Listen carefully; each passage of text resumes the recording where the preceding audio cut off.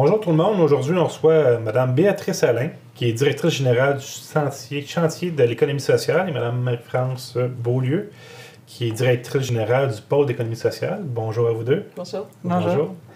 Mme Allain, pouvez-vous m'expliquer c'est quoi le chantier de l'économie sociale? Bien, je pense que d'abord, il faut savoir que l'économie sociale, c'est une façon d'entreprendre collectivement, par la communauté, pour la communauté, qui nous caractérise au Québec depuis plus de 100 ans, puis qui a permis à des communautés de prendre en charge le développement rural, agricole, la gestion de nos enfants par les parents, puis les CPE, l'intégration de personnes éloignées du marché du travail, puis toute une série de services qui étaient pertinents pour la communauté.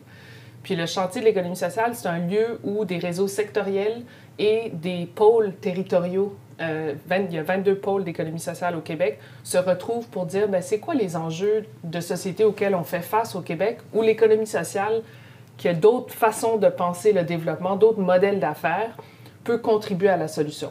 Donc des questions comme le logement, comme les soins aux aînés, comme des systèmes alimentaires territoriaux où on fait plus de liens entre la production, la transformation puis la consommation de nos aliments dans les territoires, sont toutes des questions que je pense auxquelles plein de gens réfléchissent au Québec, mais il faut s'assurer qu'on ait des outils à la bonne échelle pour soutenir ces entrepreneurs-là, pour que ce soit des projets viables puis qui rayonnent à l'échelle appropriée, que ce soit juste dans leur communauté ou à l'échelle du Québec.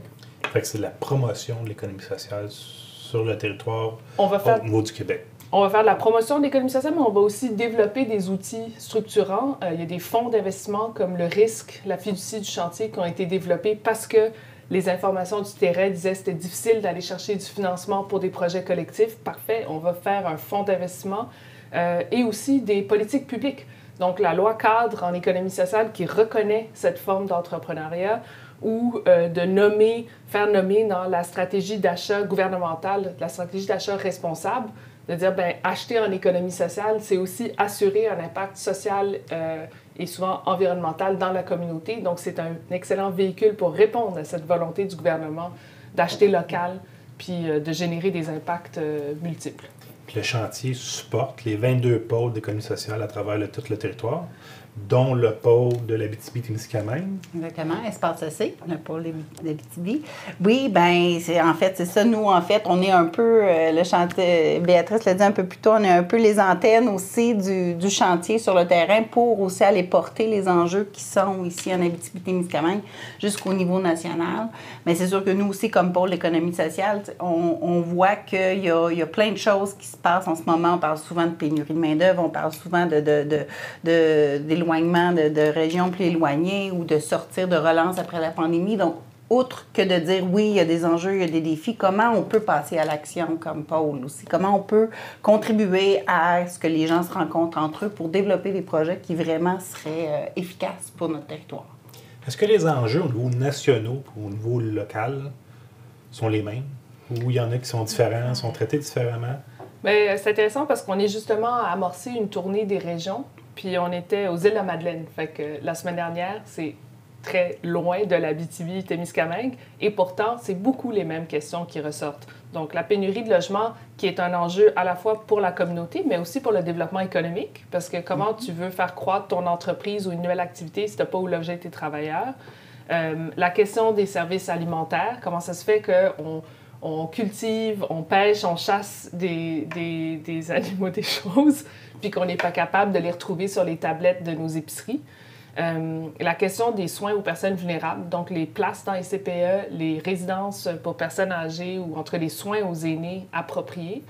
Mais après, c'est sûr que c'est des territoires plus ou moins vastes, c'est des populations plus ou moins vieillissantes, c'est des alliés aussi, des partenaires, certaines grandes entreprises ou chambres de commerce sont capables de mettre l'épaule à la roue de façon différente dans différentes régions. Fait que c'est intéressant de voir des solutions qui sont développées dans certaines régions ou qui trouvent solution parce que le coût du terrain, le coût du transport, la mobilisation locale fait que ça marche ici, mais ça ne marchera pas ici où les conditions sont très différentes. Donc, de regarder c'est quoi les conditions de succès des projets structurants, puis comment on peut les faire connaître, puis adapter aux réalités dans les différents territoires. Fait qu'il y a un enjeu de communication aussi là, pour essayer de mobiliser tout le milieu sur les enjeux qui sont plus locaux, puis où les ressources vont être disponibles. Tout à fait. Je pense, en fait, là, pour le pôle, on prend, je dirais pour l'instant, deux chapeaux prépondérants. Donc, la valorisation, faire connaître les entreprises d'économie sociale qui existent, valoriser dans son ensemble l'économie sociale et aussi de quelle façon on peut appuyer ce qui existe déjà, justement, par référencement de ressources. On parlait du risque ou de la fiducie du chantier ou quel type de services on peut offrir pour ces entreprises-là. Puis on a un volet aussi qui est au niveau de l'émergence, donc de quelle façon on peut faire émerger, faire apparaître de nouveaux projets aussi qui seraient peut-être des jonctions entre plusieurs entreprises privées, entreprises d'économie sociale, aussi, ou complètement des nouvelles initiatives sur le territoire. Ou même de faire connaître à toute la population, si éventuellement ils voudraient se lancer aussi, il faut qu'il y ait l'information. Aussi, effectivement. Je trouve qu'on est, en ce moment, au Québec, quand même, à un moment où il y a de plus en plus de gens qui entendent parler d'économie sociale, mais ils ne savent pas exactement de quoi qu'on parle, qu'est-ce que ça mange en hiver, comment je peux m'impliquer. Puis là-dessus, le mois de l'économie sociale en novembre, où tous les pôles sont à valoriser les entreprises de leur territoire, mais il y a aussi des initiatives nationales pour rappeler l'importance de l'économie sociale au Québec. C'est un moment où, OK, je ne savais pas qu'il y en avait à je ne savais pas qu'il y avait cette échelle-là, je ne savais pas qu'il était dans tel secteur. C'est intéressant.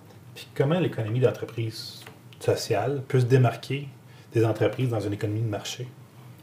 Mais je pense qu'il y a plein de façons que les entreprises d'économie sociale opèrent différemment. Des fois, on voit réellement une différence dans le service, comme les taux, le niveau de qualité dans les CPE est très différent de celui dans les garderies privées parce que c'est les parents qui sont au conseil d'administration puis qui ont un regard très intéressé sur la chose.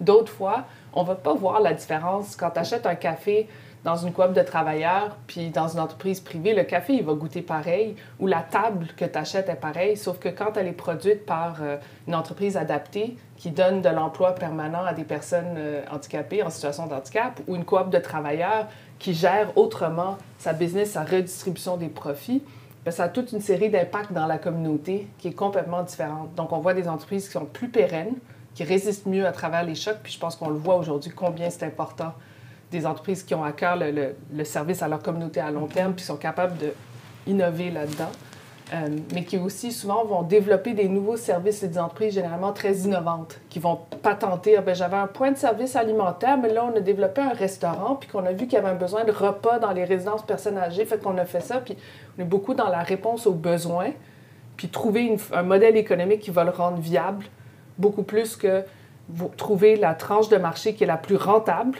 puis la desservir, puis voir si après on a du lousse pour faire autre chose. Fait qu'il y a 2 points majeurs. C'est au niveau de la gouvernance, puis la redistribution des trop perçus.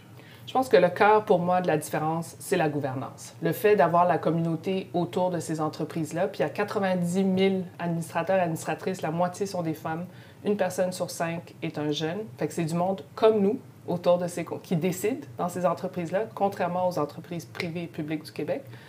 On va faire des choix différents parce qu'on va être en fonction des besoins, des capacités, des priorités dans les communautés. Donc, effectivement, sont plus redevables à ces besoins-là, sont capables de s'ajuster quand il y a des changements dans les besoins, puis vont être donc plus innovantes, plus résilientes. Parce que souvent, c'est des projets qui sont partis à la base d'un besoin. Fait que c'est des gens qui se sont mobilisés autour d'un enjeu, puis qui ont décidé de faire une délivrance de services. Puis, tu sais, à l'heure où on parle de, par exemple, acheter local ou soutenir l'achat, le développement du Québec, bien, il n'y a pas plus local qu'une entreprise d'économie sociale. 76 de ces entreprises servent un marché local ou régional. On est là pour notre monde. Ils ne sont pas délocalisables parce que notre entreprise, on ne va pas aller la faire travailler ailleurs. C'est aussi des atouts dans le développement plus pérenne, les questions, le logement, on parle du logement. Les solutions en collectif de logement, elles restent accessibles. Leur but, c'est de servir la communauté à perpétuité. Donc, on sort des logements d'une logique de spéculation qui, en ce moment, on voit combien ça nous fait mal. Mais alors, on a un pan de notre économie qui commence à se développer autrement. Et ça, je pense, c'est fondamental pour le tissu économique du Québec, même au-delà des entreprises d'économie sociale. On parlait d'enjeux tant nationaux que locaux. Tu parlais de l'habitation.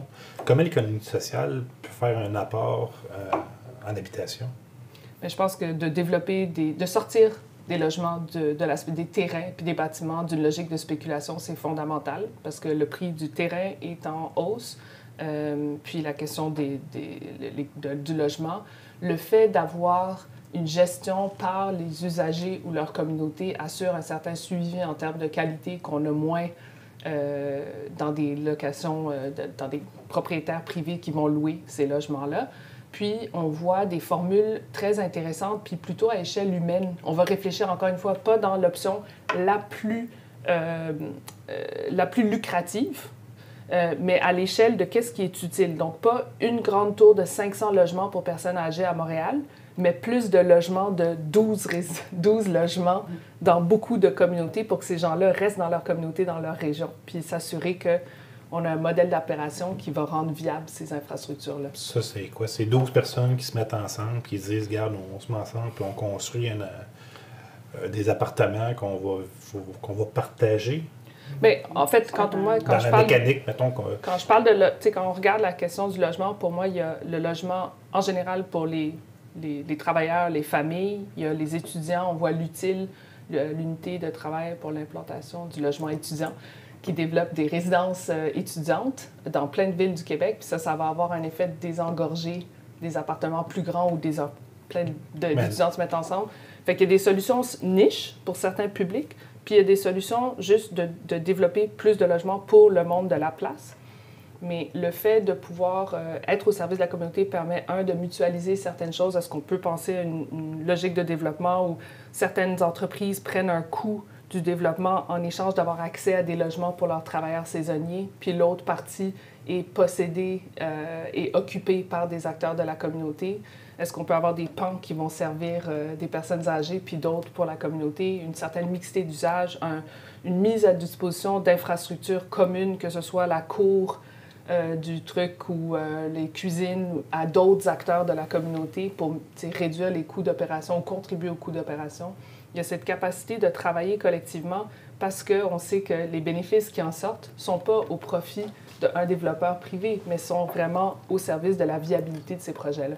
Le promoteur, ça va être un particulier qui va pouvoir faire un projet collectif. Je pense qu'il peut y avoir deux modèles là-dessus, par exemple. Aussi, il peut y avoir un modèle plus au BNL, comme on en discutait plus tôt, pour offrir des services. Excuse-moi, je te laisserai compléter ensuite.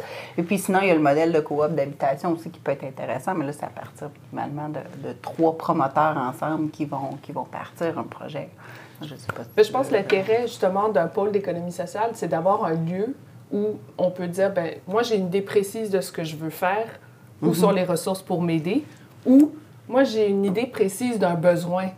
C'est quoi les façons qu'on peut s'organiser? C'est quoi la meilleure façon de s'organiser pour y répondre? Puis que le pôle puisse dire, c'est quoi la forme juridique? Est-ce que c'est une coop de travailleurs? C'est une coop de solidarité? Est-ce que c'est un OBNL? Selon la logique de ce projet-là, qu'est-ce qu'on vise à faire? Puis c'est quoi des exemples qui ont été faits ailleurs de ce genre de projet-là? C'était quoi les coûts? C'est qui les partenaires qui ont été associés? Qu'est-ce qui a marché? Puis encore une fois, qu'est-ce qui a marché, puis qu'est-ce qui est moins pertinent pour la réalité ici, ou qu'est-ce qui serait vraiment pertinent, parce qu'en Côte-Nord, il y avait le même enjeu, puis ils l'ont fait de cette façon-là. Il y a matière à inspiration par ici, tu sais.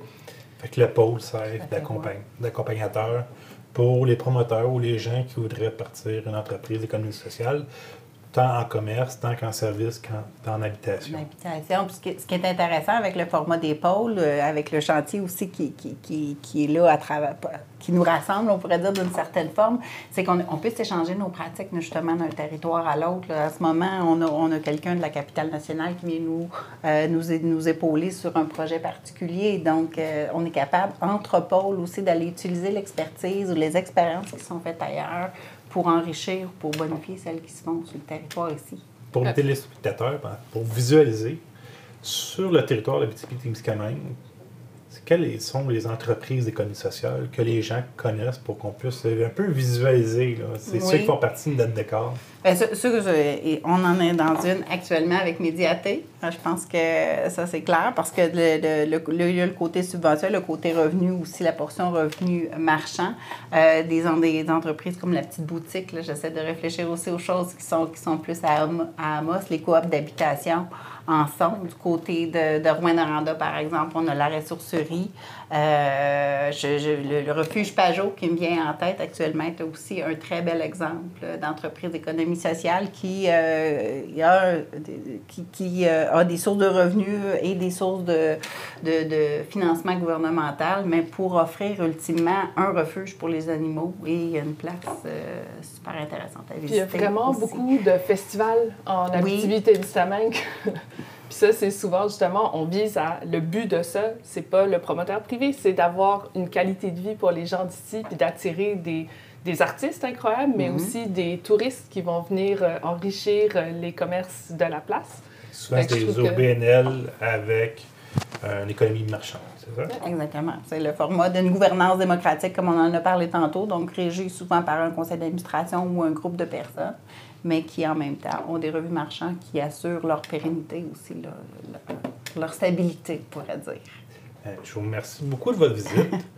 Les gens qui veulent avoir plus d'informations sur le chantier ou sur le pôle, où ils peuvent trouver cette information? Oui, bien, on a une page Facebook, Espace Entrepreneuriat Collectif, puis on a un site Internet aussi. C'est la façon la plus facile en ondes, je dirais, de partager nos coordonnées. C'est le Espace EC, donc tout en un mot, ESPACEEC.com. Super. Puis pour le chantier? Chantier.qc.ca. Puis sinon, on est aussi sur Facebook, sur Twitter, sur Instagram, en tout cas, bien les affaires. Partout. Aujourd'hui, juste à googler. Aujourd'hui, tout se fait bien. Je vous remercie, mesdames, pour la visite, vos belles continuités en Abitibi. Merci. Puis, Marie-France, on va sûrement avoir la chance de se recroiser. Fait qu'on vous remercie beaucoup. Avec plaisir. Merci. À la prochaine.